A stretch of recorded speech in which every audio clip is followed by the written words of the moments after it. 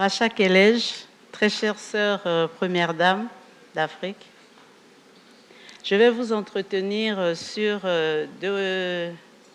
trois aspects.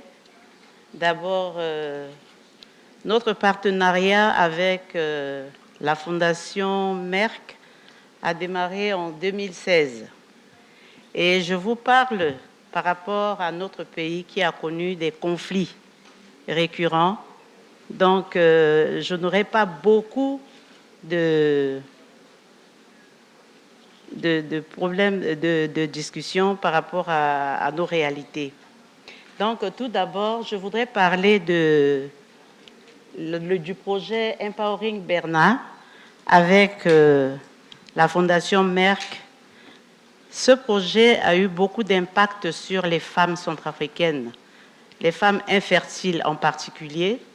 Et par rapport à ce que je disais, nos conflits récurrents ont fait que ces femmes ont monté des projets et des activités génératrices de revenus, mais malheureusement, à chaque fois qu'il y a les conflits, leur activité ne tient pas parce qu'à chaque fois, il faut se déplacer pour aller dans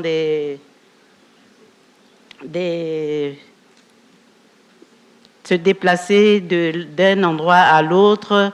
Et notre pays a connu toujours ce problème qui fragilise nos femmes infertiles et qui fragilise aussi leurs activités génératrices de revenus.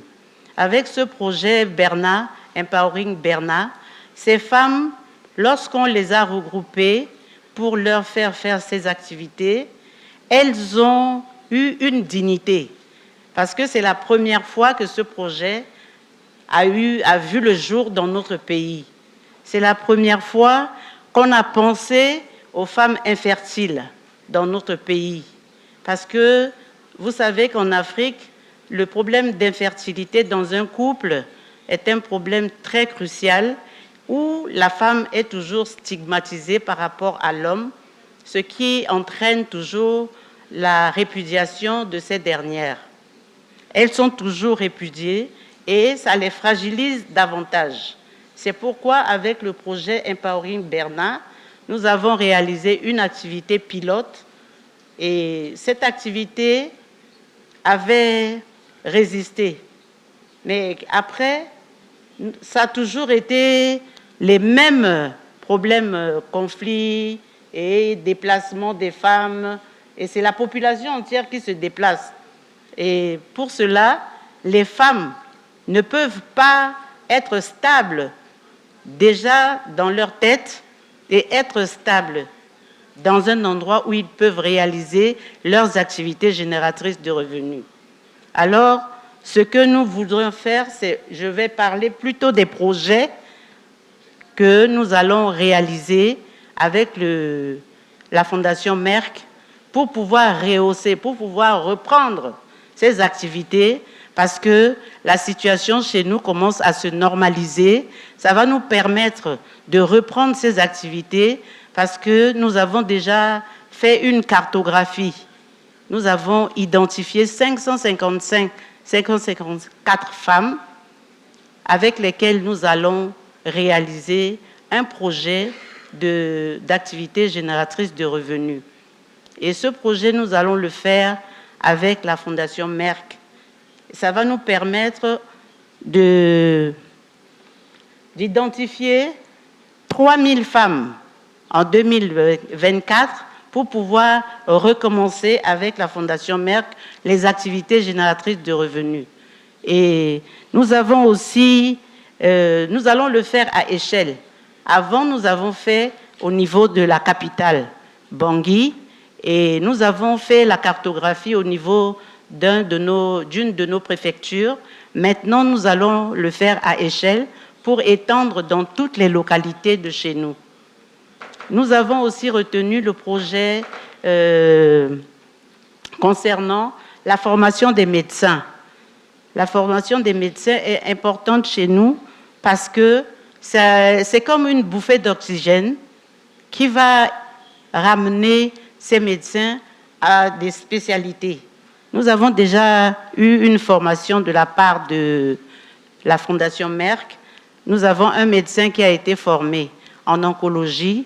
Malheureusement, il n'est pas venu pour faire une présentation parce qu'il est en train de soutenir son doctorat en ce moment en République centrafricaine.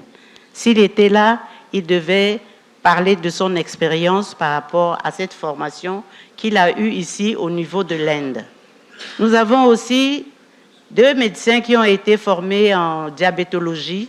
En ce moment, vous savez que dans un pays où il y a des conflits, généralement, la population n'est pas à des pressions qui fait que les maladies cardiovasculaires s'accentuent.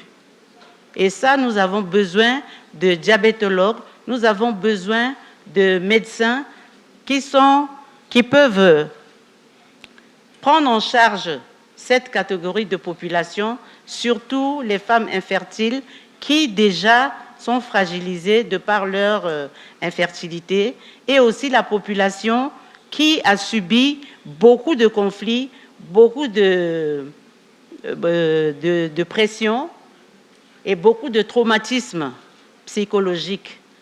Et nous avons besoin de tout cela parce que la Fondation, je suis très heureuse d'apprendre que la Fondation veut prendre en charge les médecins et maintenant de manière présentielle.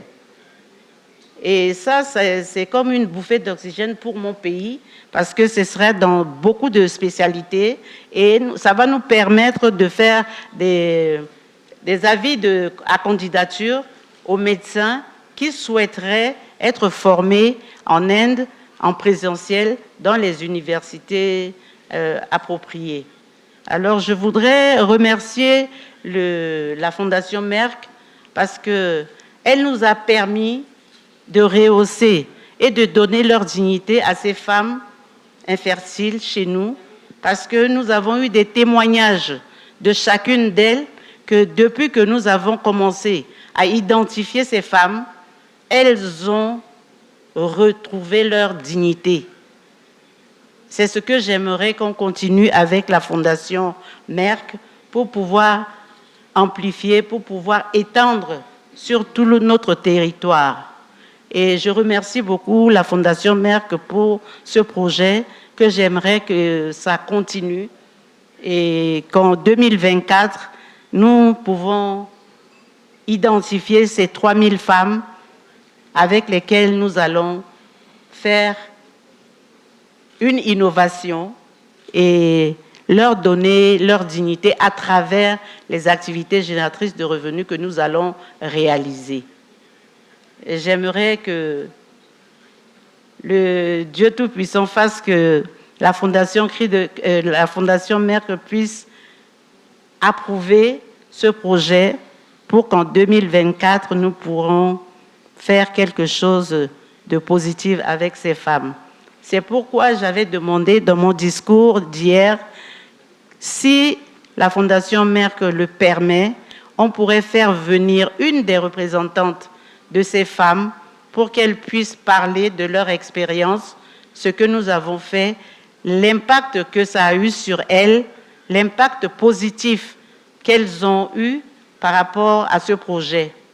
Et j'aimerais encore insister sur la formation des médecins parce que nous le savons tous qu'en Afrique, le nombre de patients dépasse le nombre des médecins dans tous les domaines, dans toutes les spécialités. Et chez moi, c'est encore pire parce que nous avons toujours été dans des situations de conflit et il n'y a pas de stabilité.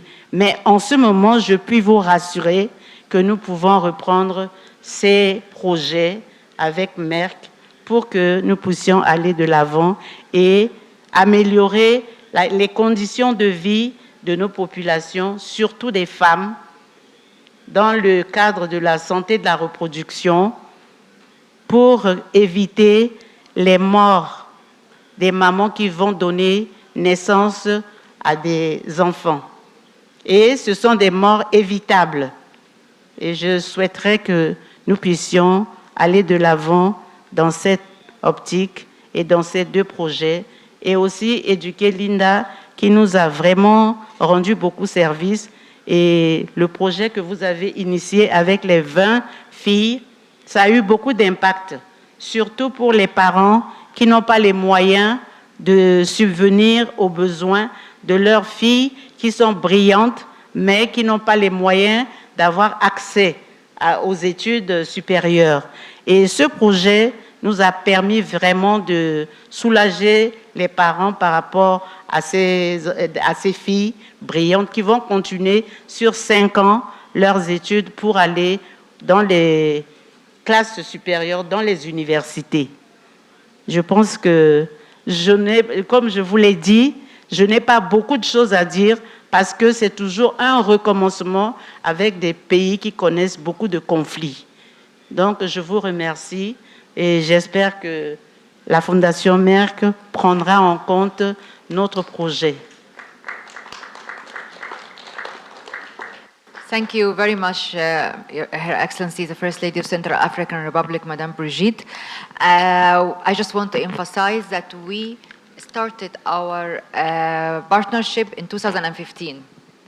Being the First Lady joined the Merck Foundation ambassadorship program and More Than a Mother, and it's something we are very proud of. As we agreed in our one-to-one meeting day before yesterday, we are going to continue all the support for our programs and the scholarships with a special focus on cancer, diabetes, and hypertension like we agreed. So thank you very much again.